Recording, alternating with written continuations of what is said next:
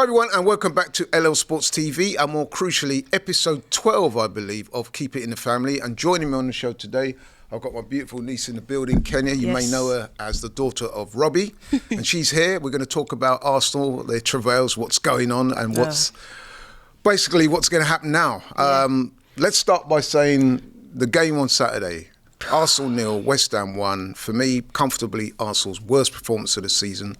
Absolutely terrible performance. And Kenyah, it would appear to all intents and purposes that that was a day when the title aspirations 100%, died. 100%. I was actually at the game and I went with my friend and I was just like in disbelief of what I was watching. I watched us for 40 in the first half for 45 minutes. Actually, like, we had the ball and that, but we weren't really doing much. You know, we had a golden opportunity that I feel like Declan Rice 100% should have scored. I was sat like on the upper wing of that goal, and I'm like, Mikel Merino's literally put it on a plate for you, and he's trying to do a pass. I was like, oh my god, that just summed up what our season is.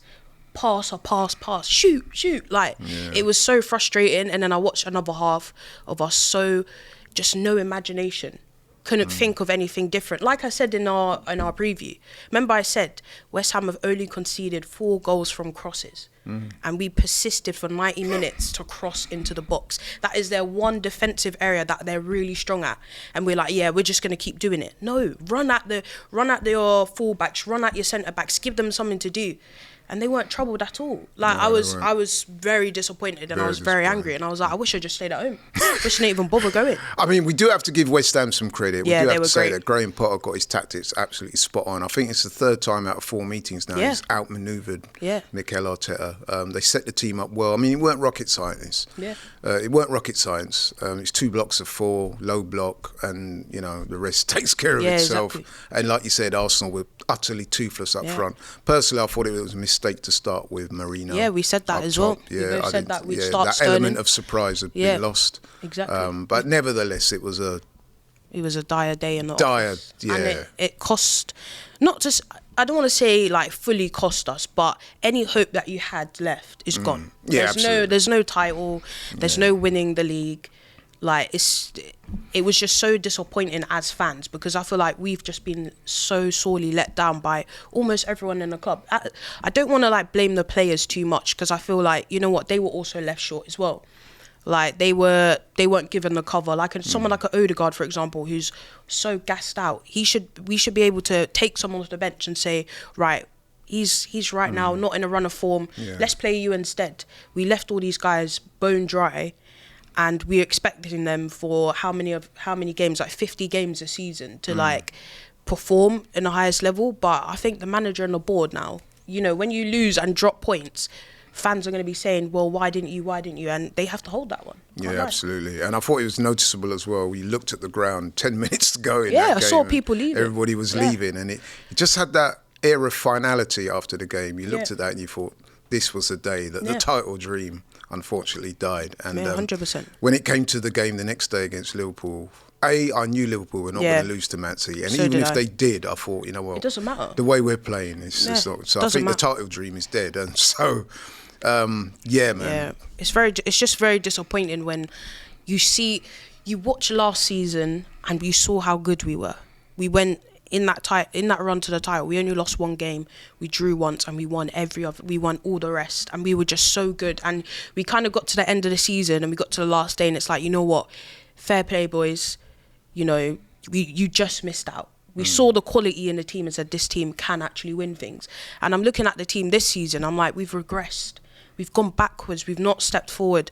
I'm looking at players and I'm like, you're not what you were last season. I'm looking at Odegaard like, you're not nowhere near what you was last season or the season before. He's not even nowhere near as he was at the start of the season. I love Saliba, but there's so many games where I'm like, you've been really shaky. You've not been like you've not been what I know you are, which is excellent, one of the best. Well, last season he was the centre back of the exactly. Premier League season. He was put in the team of the season, if I'm right. So I look at this team and I'm like, Declan Rice. I was so shocked. Because I can't even think of, other than West Ham last year, probably, I can't think of like maybe 5 games where Declan Rice has been that bad and he was just really poor. But yeah. So I guess the question now is, what is there left to play for? I mean, obviously you've got the Champions League, but in terms of the Premier League now, I mean, there's a lot of talk about maybe trying different things. You know, what the aspirations should switch to. I mean, I guess we've got to be careful. Yeah, that we might drop out the top four now, because you know what it's like in football. You know what I mean? You lose a game, you lose another game, and then all of a sudden the trajectory starts to go downhill fast. And as we're going to talk about later in the show, got another very tough game coming up in the midweek against Forest. So what are you looking at the team and the manager now in terms of, I mean, they're obviously not going to come out and say the title is gone, but realistically everybody kind of knows it. Even the players do deep down. I don't expect there to be any public pronouncements other than we're going to fight till the end. We're going to get all that platter, but deep down we all know it's gone. But where would you, what direction would you like to see the club going now? For me, it's about dignity. And like, the reality is we're not gonna win the league, but that doesn't give you the right to just drop off now and it's like, okay, we're not going to win it, it's so far out of reach. No, you actually owe us fans now to really step it into gear and say, right, we failed you in that aspect, you deserve to win something. We failed you in the Carabao Cup, we failed you in the FA Cup, we failed you in the Champions League, although we're kind of still in it, but we've got no chance, and we failed you in the Premier League. Let's now just at least save some face to that summertime. Like, if I'm being honest, I want us to win. Not, you always want your team to win, but there's even more emphasis for you to now win in every single game, because it's the very least that you could do for us fans that go home and away, watch all the games, you know what I mean? Like, so for me, right now it's about dignity, because like you said, from 3rd place to like 8th place, all of those teams are about a point or 2 points within each other. Any of those teams from in that range could finish in the top 4. We're 6 points ahead of Forest. We play them next. If they, God forbid, if they were to beat us, they're right on our heels, and you know we wouldn't be safe in 2nd place. So you have to now just be like, right, we've failed in our mission, in our overall mission, but we got to show some face. We got to, you know, this is time. No, you're absolutely right, because you don't want a free fall situation. Yeah, exactly. Because then the season will end disastrously. Yeah. And of course we have got the Champions League, so we've got that to look forward to. Yeah. Got what I would say is a pretty winnable tie against PSV. Although, listen, it won't be easy, but definitely won't be. Because I think PSV, well, I don't think, they'll be up know for it. They're a better team than West Ham. Yeah, 100%, 100%. And we got to go there, and they got some threats. Noah Lang, Bakayoko, 1 or 2 other guys. They were very impressive in Luke their previous de Jong. champ. Yeah, I saw Luke, I think it's Lucas Perez signed for them. I was like, oh my God, I'm seeing the script already. Like, what the hell? When I saw that, I was like, no. But just briefly, how realistic do you think the Champions League is? Nah, we've got no chance. We've got no chance. I see it as this, right? I don't know, I think I was saying to Cecil, I said, out of like the last couple of people that have won the Champions League, only one team stands out to me where it was like, wow, how the hell did they do that? And that's Chelsea. Because they didn't really have a striker. They did it with Kai Havertz and Timo Werner and Mason Mount, and they really depended on like the youth, and Thomas Tuchel, absolutely brilliant for that run. But all the other teams, they all had brilliant attacks. Real Madrid, brilliant attack. Look at Manchester City, they had a brilliant attack. They brought in Erling Haaland because they knew, although they were winning the league, they were like, rah, we actually need a striker to just take us over. And I feel like if you look at all the people that win Champions Leagues, they have that. They have a lethal attack. We have nothing. We don't even have a lethal midfield at the moment. That's true. I don't think we have any hope against, you know, if we were to beat PSV, which I want us to, but right now it's looking very slim. If we were to beat PSV, we've got no chance against Atletico Madrid or Real Madrid. Yeah. There's no it's chance. Not looking good. Yeah. So sad state of affairs. Yeah. In terms of the personnel, listen, obviously the injuries we've spoken about many times, but there are some players on the periphery of the team that have not been getting minutes recently. Do you think that the manager should now maybe introduce those guys and see what they can do? The likes of your Kiviors, your Zinchenko's, even Ben White. I'd say Ben White was the only good thing about that game. I thought he looked all right. Shall I tell you what I thought the moment of the game was? Yeah. Raya. Oh my God. When he did that little thing on Ward Prowse, at first I didn't even realise he wasn't in the goal. I was like, what? He started from behind him. And then I was like, wait, I saw him like this. And I was like, is that David Raya? then I'm like, first of all, James Ward-Prowse, you should feel ashamed, man. How are you getting done in a foot race by a because he started way behind. Yeah, and he started way behind, and he caught up, and I was like, you know what, fair enough. That was the only excitement of the game, It was, man. And then he actually did a little Cruyff. Yeah, he did a little Cruyff. And then he played a lovely little ball over the top. That was probably the most. That shows you how bad Salah. The mere fact that we're talking about that tells you. When was the last time we ever had a goalkeeper go up to the other end? I don't think we've done that in years, honestly. I was speaking to a fan on Saturday. He said that was the only time during the whole game that he got out of his seat. So maybe you should try Raya up top. Yeah, man. You know what I mean? But so yeah, do you think those guys on the periphery, they've not had much minutes? Do you think that the manager now should maybe give those guys a chance to see what they can do? It's hard to say because now, because Miles was sent off, Calafiori's obviously going to have to play. I'd keep the centre-backs as it is. I don't know, I really like Ben White. I love Ben White a lot. But I feel like as well, just to throw him in cold against Forest, which Alanga is and Hudson-Odoi and Chris Wood and Morgan Gibbs White, I think that would just be a bit of a disservice to him. So I'd keep Timber in, but if you can, maybe substitute him in at a certain point, because I thought he looked pretty solid actually. I'm going to beg to differ on that one. I think I'm going to go with Ben White, and I'll tell you why. Ben White's obviously chomping at the bit. Yeah, I love Ben White. He came on, he's a little cameo, he did okay. Yes, you're right in terms of, he's coming up against a couple of really speedy guys, especially Alanga, he's rapid. But I think, you know what, Timber looks like he needs a rest, man. And he's playing through injury, I understand. So it's probably an opportunity to give him a little bit of a respite. Yeah. You know what I mean? I guess with Ben White as well, he's very, he's a really good attacking fullback as well. Like, he gets forward really well. He does really good overlapping. So I think hopefully Ethan's fit, him and Ethan maybe on that side, I think that would be really I'm not against it. I really love Ben White. I think he's an unsung hero, to be honest. Yeah, definitely. He doesn't get the praise and the props. Zinchenko, maybe. See, the thing is, I don't want Zinchenko to play left back, but he looked. What I would say is when he first started, when him and Mars first came on, you could see there was a difference in the team. They looked more attacking minded, and I was like, right, we're really going for it now. We're like starting to look like we could actually score, or we're getting around in their box. But obviously the red card kind of killed us. But I'm just like, who do you take out of that midfield for Zinchenko? I know Declan Rice was just nowhere near his usual level. I think Thomas Partey was okay. Martin Odegaard was nowhere near the level. But I'm just like, they're our strongest midfield. I don't want to upset that just because you had one bad game. Doesn't mean that, you should just 100%. Well, it's more than one bad game, but I know. I don't know. I don't know, man. See, the thing is, right, I would argue that the performance against Leicester wasn't far off from what we saw. No, 100%. The difference was two things. Mourinho came on as an impact sub, did really well in those 10 minutes. We got the goals, and in many ways that papered over the cracks because it wasn't a good performance against Leicester. I mean, you saw the week after that, Brentford went to Leicester, smoked them 4-0. You know what I mean? Yeah. And in that game as well, what a lot of people have maybe overlooked, Miles Lewis-Skelly made a really important interception in that game. Got a little toe on the... you never know. Had they have gone 1-0 on top, you never know how that game could have ended up. But so I wouldn't...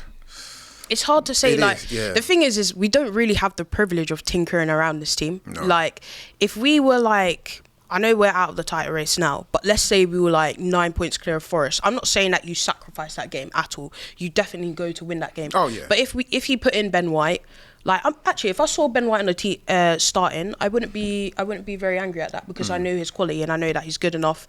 I don't know, if I saw like Zinchenko in there, I'd be like, nah, I'm not 100% with that.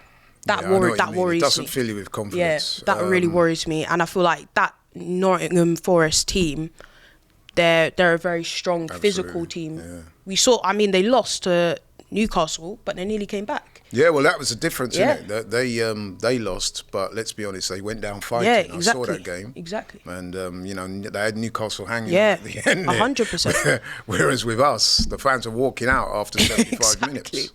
You know what I mean? So it was a different scenario. In terms of the front three, we've got to wrap up. In terms of the front three, I don't know, man. I said it before the game last week. I wasn't happy that Mikel Merino started. I would have kept him on the bench, used him as an impact sub. They didn't. They went with him, and West Ham pretty much snuffed him out. And then you're talking about guys like Maverick, no disrespect, But Mavropanos and them, man, Max it's totally Tillman. different to Milenko Savic and Marino. Exactly. You know what I mean? So I wouldn't start Marino. I'd actually listen. I'd go left field. If he's fit. You know he had an issue, came off. People saying it was cramp. If he's fit enough to start, I would go with Wanyeri through the middle. I'd bring back Sterling. I know he's not been playing well. Yeah. No, I agree with but you. they have little option really, and I'd go with Trossard on the left. No, what would you do? Yeah, no, I 100% agree with you. I think you need to go back to the people that actually play in those positions, actually know what it is to play there. I mean, Mikel Merino, he did really great against Leicester, but there's a difference between coming on and scoring twice in 10 minutes and actually playing 90 minutes and battling against a full-back and a centre-back. So, yeah, I 100% agree with you. I think we just need, like, in that West Ham game as well, we just lacked, like, people that knew what they were doing. Yeah.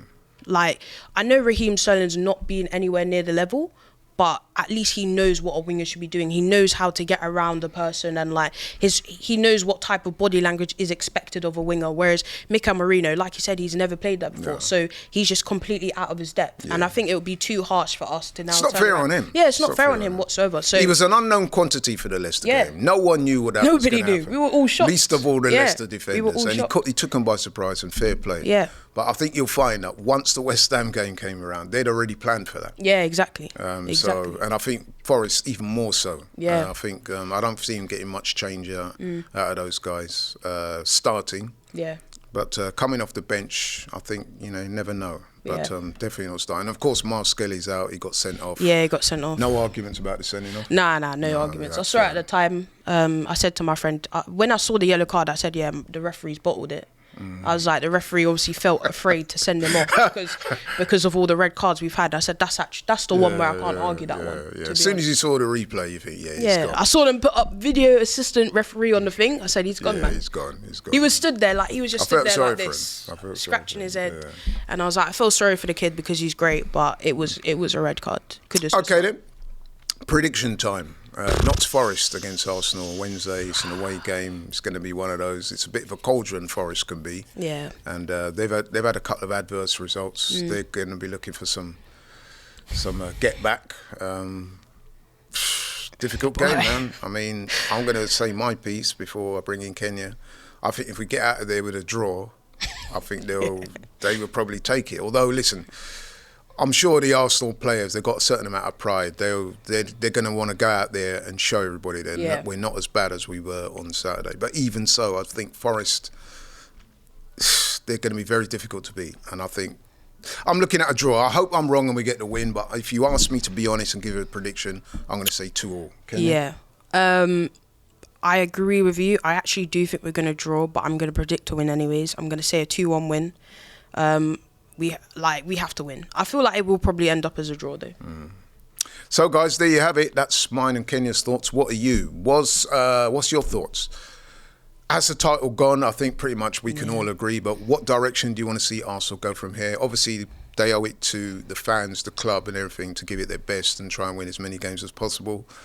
However, we've got to be honest, we're not in a good space right now. The team's not playing well. We're racked with injuries and we've got some difficult games coming up. But would you like to see some of the guys that are on the periphery of the team get their opportunity? Do you think we need to change the playing style?